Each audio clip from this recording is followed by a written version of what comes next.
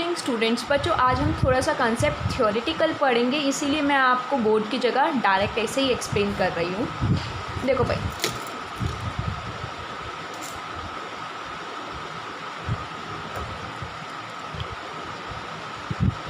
आज का हमारा टॉपिक है effects of electric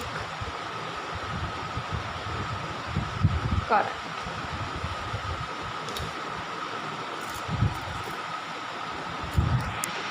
effects of electric current that means जब हम किसी भी चीज़ में सपोज़ कोई भी अप्लाइंस है, गीज़र हो गया, फ्रिज हो गया, कोई भी अप्लाइंस, जब हम उसमें इलेक्ट्रिक करंट पास करते हैं तो उसके क्या इफ़ेक्ट्स दिखते हैं। देखो भाई, किसी भी चीज़ में इलेक्ट्रिक करंट पास करा जाएगा तो तीन चीज़ें दिख सकती हैं। उसका नेचर तीन टाइप से चेंज हो सकता है: हीटिंग इफ़ेक्ट,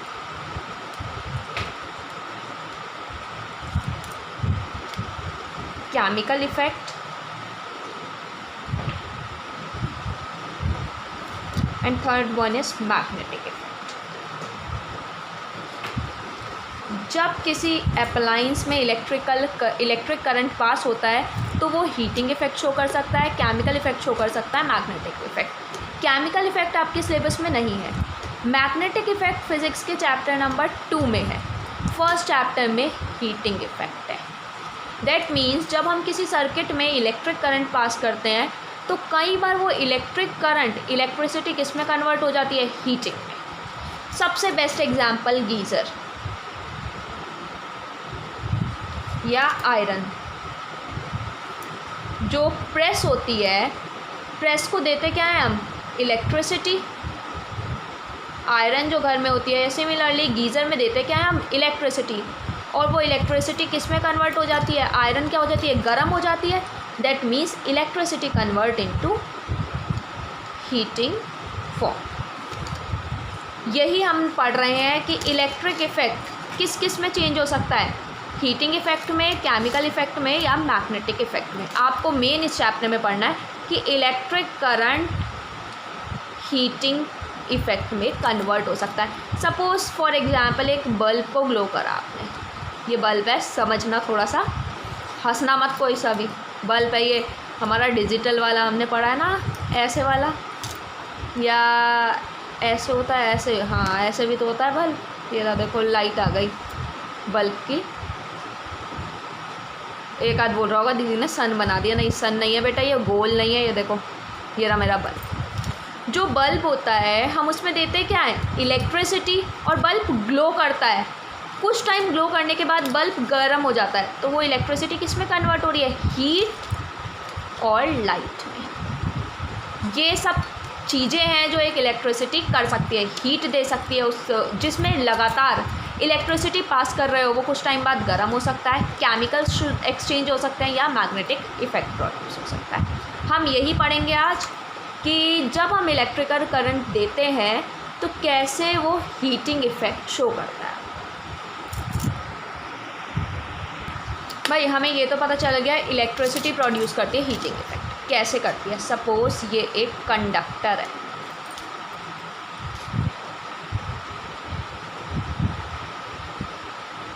कंडक्टर मतलब क्या? जो इलेक्ट्रिसिटी को पास कराता है।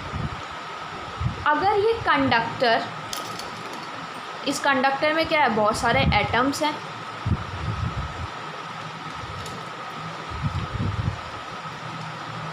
ठीक, अगर हमने इस कंडक्टर पे बैटरी जोड़ दी,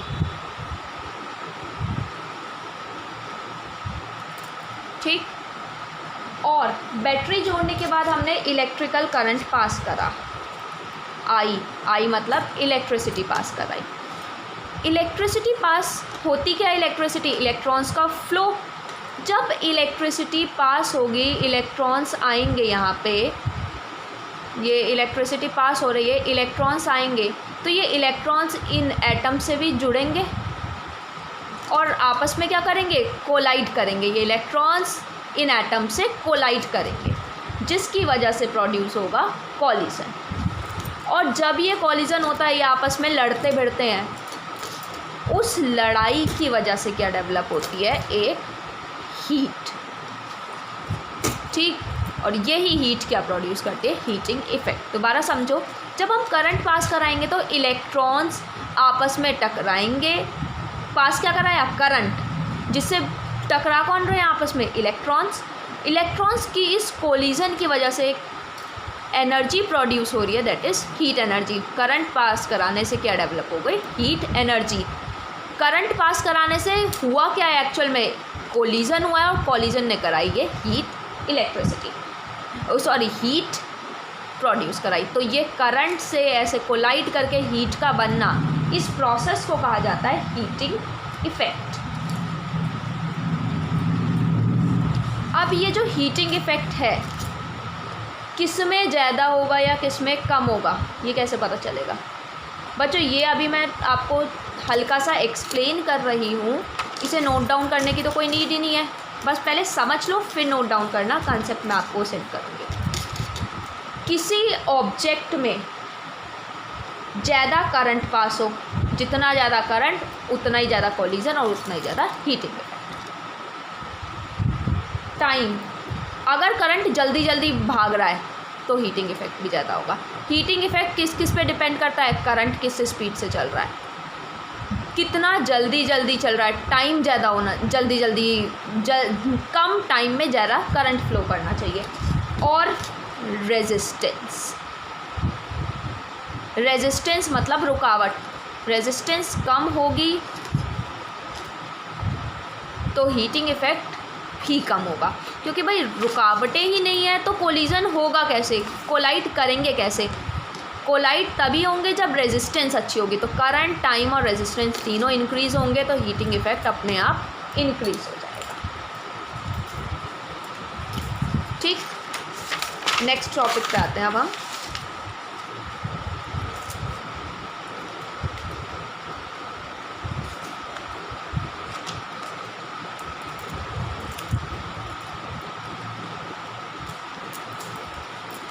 देखो बच्चों, हमने पढ़ा क्या, हीटिंग इफेक्ट होता क्या है। हीटिंग इफेक्ट क्या है, इलेक्ट्रिसिटी से हीट का बनना। दूसरी चीज़ हमने पढ़ा, हीटिंग इफेक्ट किस किस पे डिपेंड करता है, तो वो करता है करंट पे, टाइम पे और रेजिस्टेंस पे। अभी तक हमने ये 3 पॉइंट्स पढ़े। ठीक, अब हम पढ़ रहे हैं इलेक्ट्रिकल एनर्जी।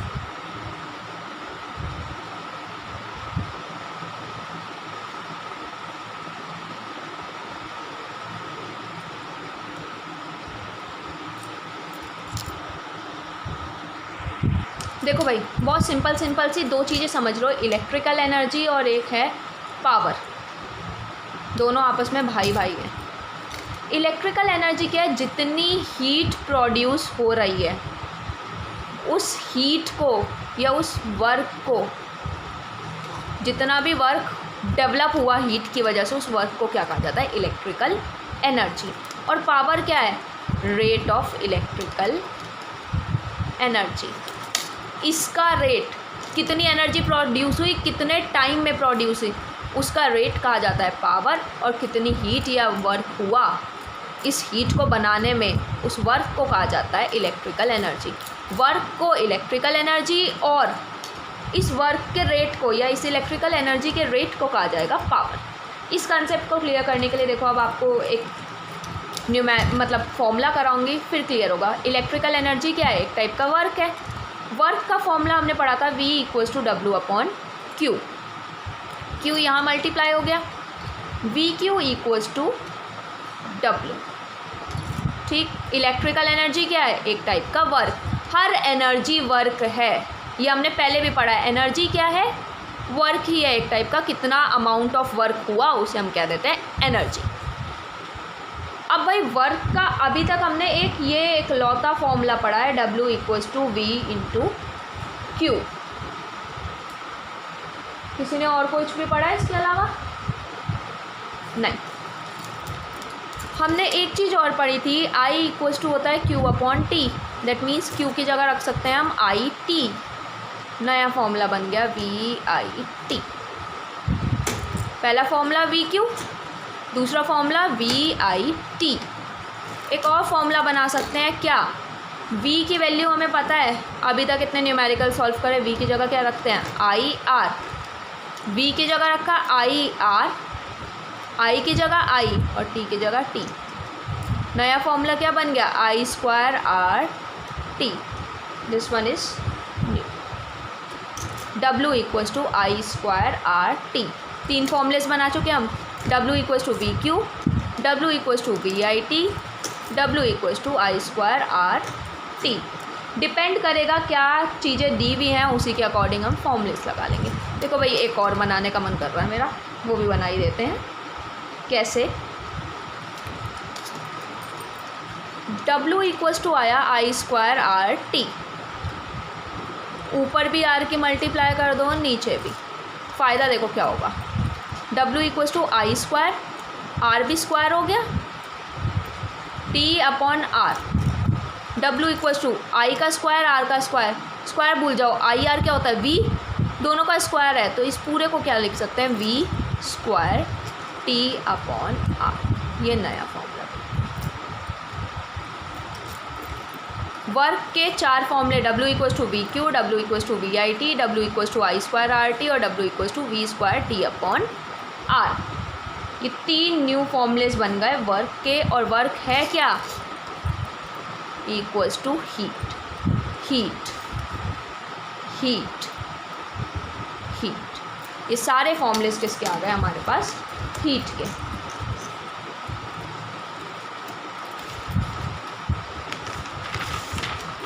अब देखो फॉर्मूलेस लिखते हैं एक बार। पहला फॉर्मूला बना w equals to V Q, दूसरा फॉर्मूला बना w equals to V I T, तीसरा फॉर्मूला बना I square R T,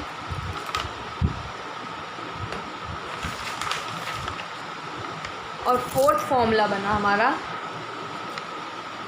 we square R upon T.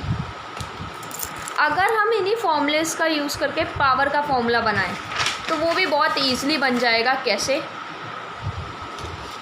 Power क्या है, वर्क अपॉन टाइम, वर्क की value V Q upon T, V I T upon T, I square R T upon T. करना कुछ नहीं, जो ये formulas हैं इन सब फॉर्मूलेस को टाइम से डिवाइड कर दो।